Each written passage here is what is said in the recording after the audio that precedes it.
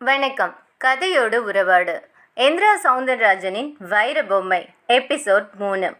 மும்பையில் பெரிய நவரத்ன வியாபாரியாக இருந்த மாணிக்லால் சென்னைக்கு வராரு. அதுக்கு அவரோட காரணம் எதுவாக இருந்ததுன்னா இந்திராட்சி அம்மனோட வைரத்துக்கு ஆபத்துன்னு. சென்னையில் ஸ்ரீதரோட தங்குற மாணிக்லால் அடுத்த நாளே கோயிலுக்கு போகிறாரு. அங்கே வைரத்தை ஒருத்தன் திருடுறான். இதெல்லாம் இதுக்கு முன்னாடி இருக்கிற எபிசோடில் பார்த்தோம். இதுக்கு அடுத்து பார்க்க போகிறது, வைரத்தை திருடின திருடன் சுனையில் அதை மறைச்சி வச்சுட்டு வரும்போது போலீஸ்காரர் வர்றதை பார்க்குறான். ஆனால் கொஞ்சம் கூட பதட்டமே இல்லாமல் தானே முன்னாடி போய் பேசுகிறான். என்ன சார், வைரத்தை கண்டுபிடிச்சிட்டிங்களா அப்படின்னு. போலீஸ்காரர் ஏறி இறங்க பார்க்குறாரு. நீ யாருன்னு முதல்ல சொல்லு. நான் சாமி கும்பிட வந்தேன், வைரம் திருடு போயிடுச்சுன்னு தெரிஞ்சதால் நானும் திருடனை தேடலான்னு வந்தேன் அப்படின்னே சொல்லிட்டு அவன் உடை மாற்றின இடத்துக்கு அவனே போய் அந்த உடையும் எடுத்து காட்டி, இங்கே தான் சார் திருடன் ட்ரெஸ்ஸு மாற்றிருக்கான் அப்படின்னு சொல்கிறான். என்னதான் பதட்டப்படாமல் பேசினாலும் அவனோட ஓவர் பேச்சு போலீஸ்காரருக்கு சந்தேகமாயிருச்சு. அவர் அந்த ட்ரெஸ்ஸை எடுத்துக்கிட்டு அவனையும் கூடவே வர சொல்லி அடிவாரத்துக்கு மேலே போகிறாரு. திருடனுக்கு ஒரே அதிர்ச்சி. ஏன்னா மலை மேலே போலீஸ் எக்கச்சக்கமாக இருந்தாங்க. போலீஸ்காரர் கொண்டு வந்த ட்ரெஸ்ஸை பார்த்துட்டு, இன்ஸ்பெக்டர் என்ன இது அப்படின்னு கேட்க நடந்ததை அந்த போலீஸ்காரர் சொன்னார். அவர் சொன்னதும், ஓ அப்படியா, உன் பேர் என்ன, என்ன வேலை பார்க்குற அப்படின்னு திருடனை கேட்டார். நான் பிச்சைமுத்து சார், நான் பால் வியாபாரம் பண்ணிகிட்ருக்கேன், தேவனூரில் தான் இருக்கேன் அப்படின்னு சொன்னோடனே இன்ஸ்பெக்டர் அப்போ அதை செக் பண்ணிட்டு வா அப்படின்னு சொல்லி அந்த போலீஸ்காரரை பார்த்து சொன்னார். திருடனுக்கு தேல் கொட்டின மாதிரி இருந்துச்சு. அந்த கூட்டத்தில் தான் மாணிக்லாலும் இருந்தார். மாணிக்லால், பிச்சைமுத்துவா எனக்கு நல்லா தெரியும் சார், நான் தான் கடன் கொடுத்தேன் அப்படின்னு தெரிஞ்ச மாதிரி பேச ஆரம்பிச்சிட்டாரு. இன்ஸ்பெக்டர் மாணிக்லாலை பார்த்தாரு. மாணிக்லால் நவரத்ன வியாபாரி மட்டும் இல்லை, வசியம் மாதிரி சித்து வேலைகளும் அவருக்கு தெரியும். அவர் திரும்ப இன்ஸ்பெக்டரோட புருவமத்தியை பார்க்கவும் அது வேலை செஞ்சுது. இன்ஸ்பெக்டர் சரிதான் அப்படின்னு ஆமோதிச்சுட்டு வேறு வேலை பார்க்க போயிட்டாரு. திருடன் பக்கத்தில் வந்து சேட்டு விஷயம் தெரிஞ்சு அனுப்பிச்சிட்டார் போல அப்படின்னு சொல்ல, ஆமான்னு சொல்லி மாணிக்லால் தன்னோட வண்டிக்கு போகிறாரு. ஸ்ரீதர் அடிக்குறல்ல, இவன் தான் திருடனாஜி அப்படின்னு கேட்க, ஆமாம் ஆமாம் இவன் தான், இவனை பிடிச்சாலும் ஒன்று தான், வைரத்தை பிடிச்சாலும் ஒன்று தான், இவன்கிட்ட ஏதாவது பேசி வைரம் எங்கே இருக்குன்னு பார்க்கலாம் அப்படின்ற மாதிரி அவன் சைகை காட்டுறான். உலகத்தில் நடக்கிற ஒவ்வொரு விஷயமும் சம்மந்தமே இல்லாத பல பேரை சேர்க்குற மாதிரியான ஒரு விஷயந்தான். இப்போது இவங்கள சேர்த்துக்கிட்ட மாதிரி இன்னொருத்தரும் சேர்றாங்க. அது யாருன்னா தேவகி. தேவகி தன்னோட பூஜை அறையில் உட்காந்து 1008 தடவை ஓம் இந்திராட்சி நமக அப்படின்னு எழுதிட்டு இருந்தாங்க. யார் இந்த தேவகி, எதுக்காக எழுதுகிறாங்க? அவங்களோட கணவன் மனைவி எழுதி முடிக்காமல் வெளியே வர மாட்டான்னு சொல்லி தானே தனக்கு காஃபி கலந்துக்க போகிறாரு. காஃபி கலந்து எடுக்கும்போது அப்பான்னு ஒரு அழகான மரளை குரல் கேட்ட அறைக்குள்ளே போகிறாரு. அங்கே 0 வாட்ஸ் பல்ப் வெளிச்சத்தில் ஒரு சின்ன பொண்ணு சோர்வாக உட்காந்துருக்கா. என்னப்பா காஃபி குடிக்கிறீங்களா? ஆமாம்மா, உன்னை குடிக்கக்கூடாதுன்னு சொல்லியிருக்காங்கல்ல அப்படின்னு சொல்லி கையில் இருந்ததை அப்படியே வெளியே வைக்க போகிறாரு. இல்லைப்பா, நீங்களாவது குடிங்க, எனக்கு இதெல்லாம் ஒன்றும் வேணாம். ஆனால் எத்தனை நாள்ப்பா நான் இப்படியே ரூம்லேயே அடைஞ்சு கிடக்கிறது, என்னால் வெளியே போய் விளையாடவே முடியாதா அப்படின்னு அந்த குழந்தை ரொம்ப ஏக்கமாக கேட்குது. அவங்க அப்பாவால் உடனடியாக எந்த பதிலும் சொல்ல முடியல. அது கொஞ்சம் பொறுத்துக்கடா கண்ணு, இன்னும் கொஞ்ச நாள் தான், அப்புறம் நீயே தினமும் எங்கே வேணாலும் போகலாம். எப்போ கேட்டாலும் இப்படியே தான் சொல்கிறீங்க. ஆனால் நான் இந்த ரூமை விட்டு வெளியே வந்தே 3 மாதத்துக்கு மேலே ஆச்சுப்பா. ஸ்கூலில் எவ்வளோ பாடம் நடத்திருப்பாங்க தெரியுமா? தெரியுதுமா, நான் என்ன பண்ணுறது, வரக்கூடாத வியாதி வந்துடுச்சு. சரியான பிறகு தானே நீ வெளியே வர முடியும். அவசரப்பட்டு வெளியே வந்தா அப்புறம் அன்னைக்கு நடந்த மாதிரி தான், தோலெல்லாம் உறிஞ்சு புண்ணாகி வடிய ஆரம்பிச்சிடும்.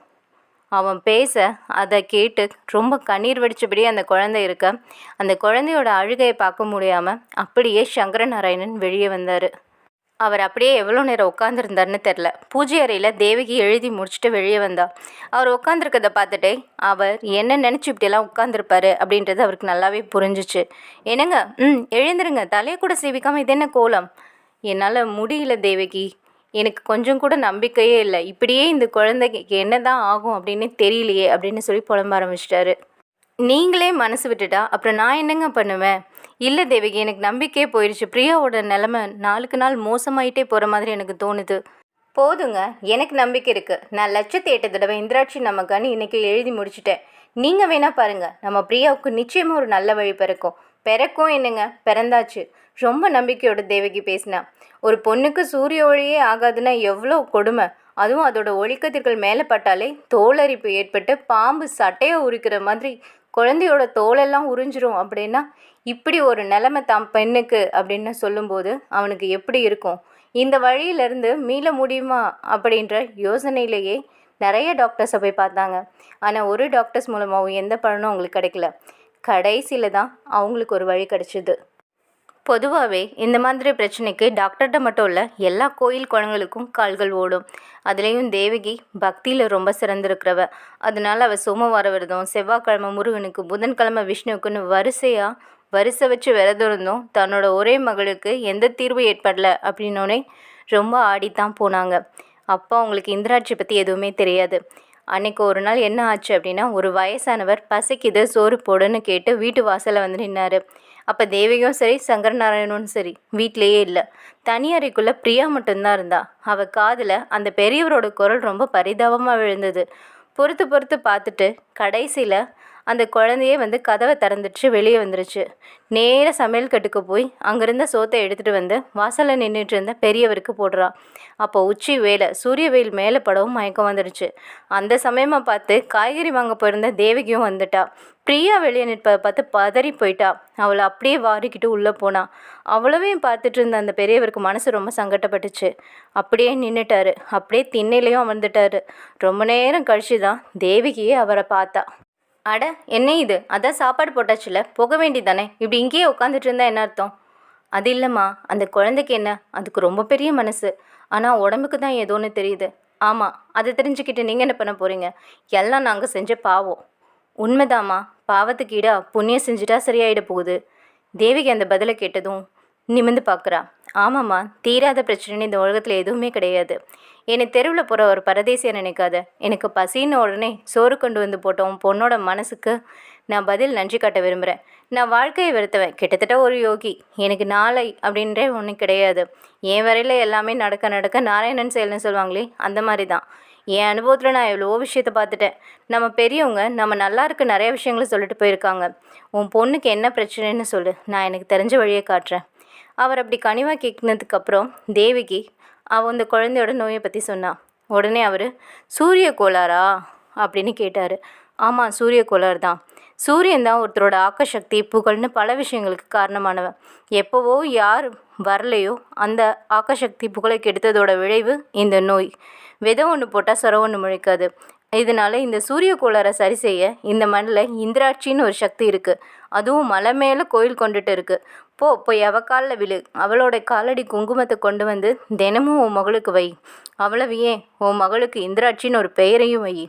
இந்திராட்சின்ற பெயரை சூரிய கோளாறால் எதுவுமே செய்ய முடியாது. அந்த பெயரை தினசரி 1000 தடவை எழுது. 1,00,000 தடவை நீ எழுதி முடிக்கும்போது நீ எழுதினதும் உன் பக்தியும் அதோட வேகமும் பல அதிசயங்களை உண்டாக்கும். அதை நீ ஏன் பார்ப்ப? ஒன்று மட்டும் நிச்சயம், உன் மகன் நிச்சயமாக குணமாகி நல்லபடியாக ஆயிடுவா. இப்போ நான் சொல்கிறத ஏதோ தெருவில் போகிற ஒருத்தன் சாதாரணமாக சொல்லிட்டு போகிறான்னு மட்டும் நினைக்காத. நான் சொல்கிற அவ்வளவும் தெய்வ ரகசியம் அப்படின்னு சொல்லிட்டு எழுந்து போயிட்டாரு. தேவிக்கும் அவர் சொன்னதை ஆசைப்பட்டா. அதுக்கப்புறம் இந்திராட்சியை சரணடைஞ்சால் தான் என்ன அப்படின்னு சொல்லி அவள் ஆலயத்துக்கு போய் தினமும் குங்குமம் கொண்டு வந்து பிரியாவுக்கு வச்சுட ஆரம்பித்தா. அதோட தொடர்ச்சி தான் இன்னைக்கு லட்சம் முறை இந்திராட்சியின் நாமத்தையும் அவள் எழுதும்படி செஞ்சிருச்சு. பிரியாட்ட ஒன்றும் பெருசாக மாற்றம் இல்லை. சங்கரநாராயணன் கூட நம்பிக்கை இல்லாமல் வெறுத்து போய் தான் கிடந்தான். ஆனால் தேவகி கொஞ்சம் கூட நம்பிக்கை இழக்கலை. லட்சம் முறை அவள் பேரை எழுதின அந்த நோட்டோட இந்திராட்சியை வணங்கிட கல்யாணமலைக்கு புறப்பட்டா. கையில் பூஜைக்குரிய பிரசாதத்தோட அவள் நிற்கவும் சங்கரநாராயணன் அவளை முறப்பா பார்த்தான். குழந்தைய பார்த்துக்கோங்க, நான் கோயிலுக்கு போயிட்டு வந்துடுறேன். ஏன் தேவகி, எதை வச்சு நீ இன்னும் அந்த சாமியை நம்புற அப்படின்னு அவனும் ஆவேசமாக பாஞ்சான். என் நம்பிக்கை மேலே எனக்கு நம்பிக்கை இருக்குது. ஒரு விஷயத்தில் இறங்கிட்டு அதில் கடைசி வரைக்கும் போகணும். தப்போ சரியோ முடிவு வரைக்கும் போயிட்டு வந்து நிற்கணும். நானும் கடைசி கட்டத்துக்கு வந்துட்டேன். எனக்கு ஒரு பதில் அவள் சொல்லித்தான் தீரணும். சொல்லுவா அப்படின்னு பொட்டில் அடித்த மாதிரி அவன்கிட்ட சொல்லிட்டு அவள் அங்கேருந்து கிளம்பி. அதே நேரத்தில் திருடன் கொடுத்த மயக்க மருந்துனால மயக்கம் போட்டு விழுந்த குருக்களும் மயக்கம் தெளிஞ்சு எந்திரிச்சிட்டாரு. ஆனால் அவர் எந்திரிச்சாலும் அவனை பார்த்தா பிராமணன் மாதிரி தெரிஞ்சதே தவிர அவன் முகத்தை சரியாக பார்க்கல அப்படின்னு தான் சொன்னார். அவர் மயக்க தெளிஞ்சு எந்திரிச்சதை கேள்விப்பட்ட பிச்சுமுத்து அங்கேருந்து எங்கேயுமே போகல. என்ன நடக்குது பார்த்துடலாம் அப்படின்றதுக்காக அங்கேயே ஒரு ஓரமாக நின்றுட்டு இருந்தான். அதே இடத்துல தான் ஸ்ரீதரும் மாணிக்கலாலும் நின்றுட்டு இருந்தாங்க. அப்போ இன்ஸ்பெக்டர் ருத்ரன் மறுபடியும் பிச்சுமுத்துவை தேடி வந்தார். பிச்சுமுத்து எந்த பதட்டத்தையும் காட்டிக்காமல் பேசாமல் நின்றுட்டு இருந்தான். திடீர்னு ஒரு சத்தம் கேட்கும். பின்னாடி திரும்பி பார்த்தப்போ ஒரு மோப்ப நாய் அவன் பக்கத்தில் வந்து நின்றுச்சு. அது போலீஸ்காரரோட மோப்ப நாய். அதை பார்த்ததுமே அவன் தன் கையில் இருந்த பிஸ்கட் எடுத்து போட்டான். உடனே அந்த போலீஸ்காரருக்கு கோவம் வந்துருச்சு. என்னடா நாய்க்கு பிஸ்கட் போட்டுட்ருக்க, அது மோப்ப நாயிடா, அதுக்கு எதுக்குடா நீ பிஸ்கட் போடுற அப்படின்னு சொல்லி அவர் கத்த ஆரம்பிச்சிட்டாரு. இன்ஸ்பெக்டர் ருத்ரன் ரொம்ப வேகமாகவே பிச்சுமுத்து பக்கத்தில் வந்தான். நீ எதுக்கு அந்த நாய்க்கு பிஸ்கட் போட்ட? உடனே அவன் என்ன சொல்கிறது அப்படின்றது தெரியாமல், இல்லை சார் சும்மா தான், நான் பிஸ்கட் போடுவேன் எப்பயும் நாய்க்கு, அதனால பிஸ்கட் போட்டேன் அப்படின்ற மாதிரி சமாளிக்க பார்த்தான். அடுத்தவர் திரும்பி அப்படியே மாணிக்லாலை பார்த்தார். நீங்கள் தானே மாணிக்லால் அப்படின்னு சொல்லி கேட்டார். மாணிக்லால் ஒரு தடவை என்ன பண்ணுறது அப்படின்னு தெரியாமல் அவரே பார்த்தாரு. சொல்லுங்கள், நீங்கள் தானே மாணிக்லால், நீங்கள் தானே மும்பையிலேருந்து வந்திருக்கீங்க, நவரத்ன ஜெமாலஜிஸ்ட் கூட, சில நேரத்தில் பிளாக் மேஜிக் கூட பண்ணுவீங்களாமே, அப்படி தானே, உண்மை தானே நான் சொன்னதெல்லாம் அப்படின்னு சொல்லி கேட்குறாரு. கேட்ட உடனே அவருக்கு தூக்கி வரி போடுது. என்ன சார், என்னை பற்றி ஏதோ பெருசாக விசாரிச்சிருக்கீங்க போல இருக்கு அப்படின்னு சொல்லி அவர் கேட்குறாரு.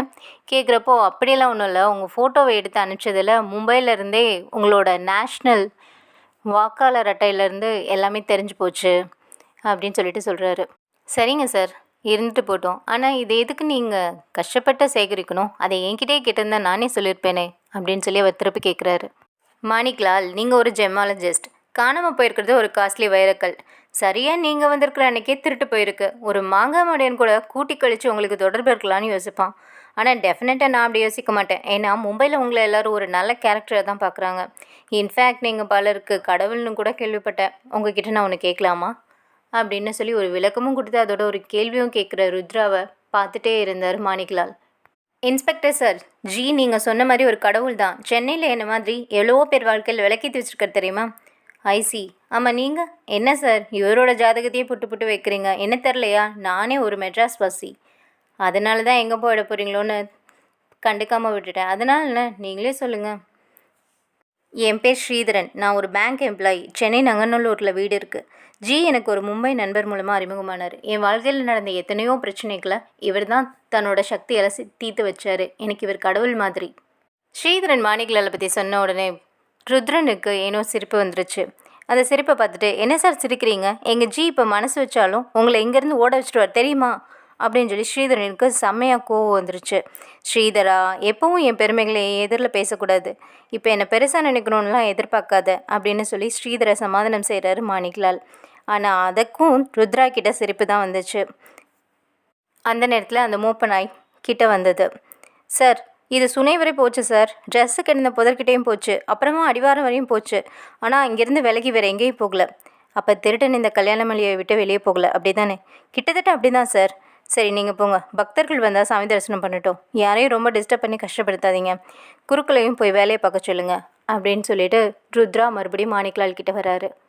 மாணிக்லாலை பார்க்கும்போது தூண் மறைவில் ஒளிஞ்சிட்டு நிற்கிற மாதிரி நிற்கிற அந்த திருடனையும் பார்க்குறாரு. தம்பி, நீ போகலாம், ஒரேடியாக ஊரை விட்டு ஓடி போயிடாத, எப்போ வேணாலும் கூப்பிட்டு விடுவேன். அப்போ இன்னும் உங்கள் சந்தேகம் நீங்களையா சார்? திருடன் பிடிபடுற வரைக்கும் அது நீங்கள் அது மும்பையிலேருந்து வந்திருக்கிற இவரையே நான் கொடைன்னு குடையும் போது நீ எந்த மூளைக்கு அப்படின்னு கேட்கவும், அவ்வளோ நேரம் என்னமோ தன்னை தெரிஞ்ச மாதிரி பேசின மாணிக்லால் மும்பையிலேருந்து வந்தவரா அப்படின்னு சொல்லி அவர் ஒரு அதிர்ச்சி பார்வை பார்க்குறான் திருடன். அந்த பார்வையோடைய திருடன் மலையிலேருந்து கீழே இறங்கி போகிறான். மறுபடியும் ருத்ரா மாணிக்லால் பக்கம் திரும்புகிறாரு. உங்களை இவர் கடவுளுங்கிறாரு, so you have extra power, okay good. உங்கள் பவரை வச்சு திருடன் யாருன்னு சொல்ல முடியுமா? ருத்ரா கேலியாக தான் கேட்டார். முடியும்.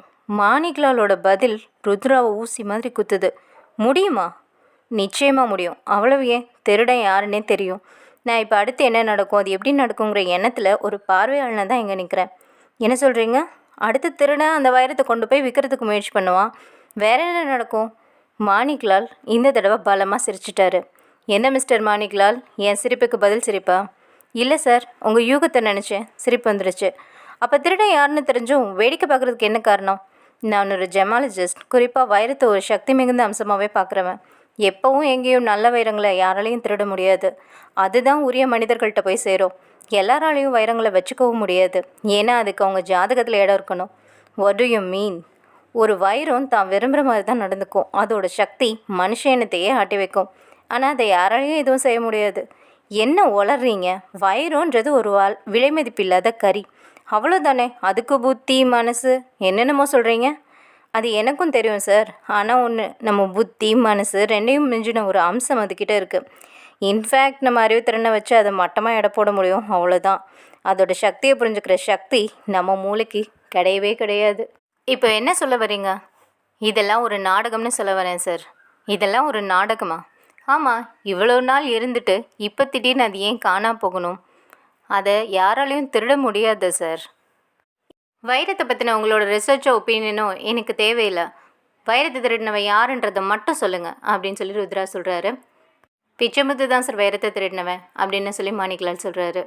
அவர் சொல்லி முடிச்சதுமே ருத்ராவுக்கு ஒரு ஃபோன் வருது. அந்த திருடன் சுனை பக்கத்தில் போயிருக்கான் அப்படின்னு சொல்லி திருடனை பிடிச்சாச்சு, இனிமே வைரம் கண்டிப்பாக கிடைச்சிரும் அப்படின்ற நம்பிக்கையில் ருத்ராவுக்கு ஒரு வெற்றி சிரிப்பு வருது. ஆனால் மாணிக்கலால் முகத்தில் ஏதோ ஒரு சந்தேகக்குறி. நீங்கள் வேறு எதுவும் நினைக்கிறீங்க போல இருக்கு அப்படின்னு சொல்லி ருத்ரா கேட்க மாணிக்கலால் சொல்கிறாரு, வைரம் அதுக்கான இடத்த அதுதான் முடிவு பண்ணும். நீங்கள் திருடனை பிடிக்கலாம், ஆனால் வைரத்தை கண்டுபிடிக்க முடியுமா, வைரம் உங்கள் கைக்கு கிடைக்குமா அப்படின்றத அந்த இந்திராட்சி தான் முடிவு பண்ணணும் அப்படின்னு சொல்லி சொல்கிறாரு. என்ன சொல்கிறீங்க மாணிக்கலால், திருடனை கண்டுபிடிச்சாச்சு, அவன்கிட்ட இருந்த வைரத்தை எங்களால் வாங்க முடியாதா அப்படின்னு சொல்லி ஒரு ஏழனை சிரிப்பு சிரிக்கிறாரு. ஆனால் மாணிக்கலால் முகத்தில் ஒரு புதிர். மாணிக்கலால் ஒரு நவரத்ன வியாபாரி மட்டுமே கிடையாது, அவர் சித்து வேலைகளையும் தெரிஞ்சவர். அவர் கணிச்ச அந்த உண்மை உண்மையாக மாறுமா, இல்லை இன்ஸ்பெக்டர் சொன்ன மாதிரி திருடங்கிட்ட இருந்த வைரத்தை மீட்டுருவாங்களா? அடுத்த எபிசோடில் பார்க்கலாம். சப்ஸ்கிரைப் பண்ணுங்கள், கதையை பற்றி கமெண்ட் பண்ணுங்கள், உங்கள் நண்பர்களுக்கு ஷேர் பண்ணுங்கள். நன்றி.